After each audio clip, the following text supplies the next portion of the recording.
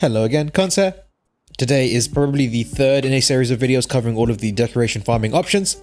Just in case it wasn't clear from the first two videos, basically the point of this series is to first give an overview of all of your options in terms of what you can do to farm decos efficiently, and then at the end we can compare them all and come to a conclusion on what's best for what circumstance. But yeah, so this is your next option. We've covered the Celiana Tempered Elder Siege quest, and we've covered the Furious Tempered Jan quest.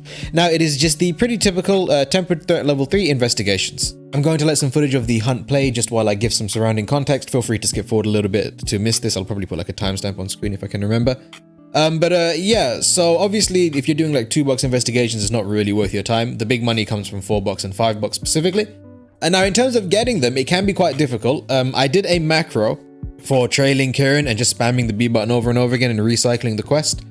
I would probably recommend you do that. You grab yourself a Kieran investigation, post that, set up the macro. I'll have a link to that video probably in the end card to this one. Or you can just go into the channel search bar and search investigation farm or something like that. But basically you let that run overnight. If you're on PS4, obviously if you're not on PS4 then I can't help you. But you let that run overnight and you wake up to like an entire menu full of new investigations, lots of 4-boxes and 5-boxes too. Anyway, so that's how you farm up some of the 4 and 5-box investigations. If you don't have a consistent way of farming them, if you're on Xbox for example, then obviously this method probably won't be for you, but it is still worth knowing how good they are, just in case you happen to have some good ones lying around. We did a little bit of testing, but not very thorough, and as far as we can tell, the rewards don't seem to, at least the purple box rewards, don't seem to vary between monsters, so long as they're all within like Tempered 3. And obviously if you want to do Tempered 2, you can do those as well. They're less efficient, but if you're not at MR 100, then that might be your only option. But yeah, in any given threat level, as far as I can tell, the purple boxes all have the same drop rates no matter what monster you fight, so just pick whichever one you find the most fun or you can do the easiest. So, as far as drop rates are concerned, obviously the quest rewards themselves are different to the purple boxes. We'll talk about the Crest Rewards quickly.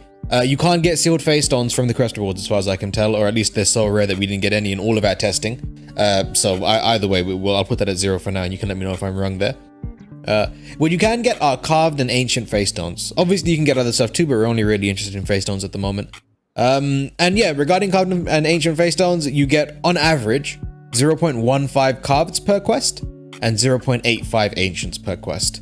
This is as opposed to something like the Tempered Elders in the Celiana cache area where you were getting like on average 2 of each per quest. So it's less, but you can get them, and again, no sealeds.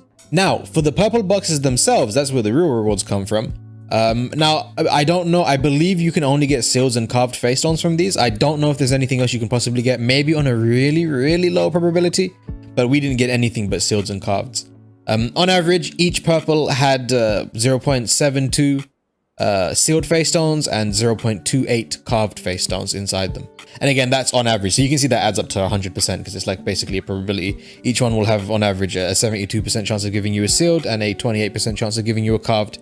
Again, these are all rough and approximate because it is just sample data, but we took a lot of samples and so hopefully it should be close to the actual values. So on average, and I guess I'll give the Celiana cache numbers first just for comparison. So yeah, as a baseline, each Celiana cache area Tempered Elder that you did see the previous video on that gives you an average of 3.5 sealed face stones, 2 carveds, and 2 ancients. These are all averages. All of these numbers are averages. They're just sample data, so there is some variance involved, but they're fairly close.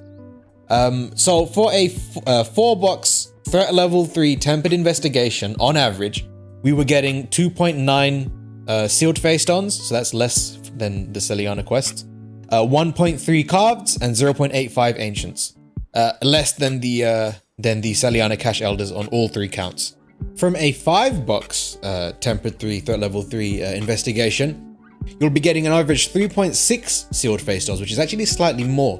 1.55 carveds and 0.85 ancients again. Now it should be noted that even though we were getting more sealed from these quests from 5-box investigations compared to the tempered Celiana cache elders, the numbers were within variance of each other.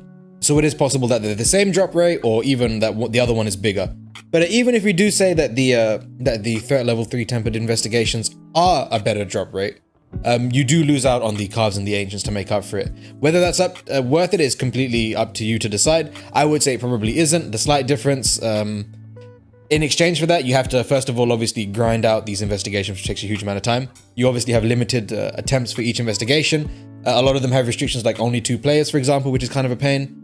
And also, it's probably going to take you longer because you've got longer loading times for the maps, and you've also got to find the monsters and chase them around the areas. So I would err on the side of saying that this still isn't optimal. However, it is so close so that a $5 and even a $4 really is still worth doing if you feel like a little bit of a change from the Tempered Elders in the Celiana cache area.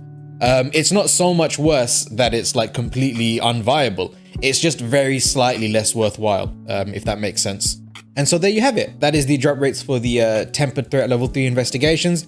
If you're stuck doing Tempered Threat Level 2 investigations, just stop. Do Zinogre instead. Tempered Zinogre the quest. I'm not really covering the early game stuff. If you're in early game and you want a decoration farm, honestly, just farm Colorful Carnival, get to MR 100, do Guiding Lands or whatever. Get to MR 100 and then do these quests instead because they're much better. But yeah, I think that's basically all I have to say. Hopefully the numbers make sense and the sort of summary does too. I guess next I'm going to cover either the Guiding Lands, the Elderbone farming so that we can meld them, or I'll be doing a comparison of all three because we do have enough data to do a comparison now, and it's a little bit more complicated than it might first seem. But either way, I hope to see you next video. Take it easy. Bye-bye.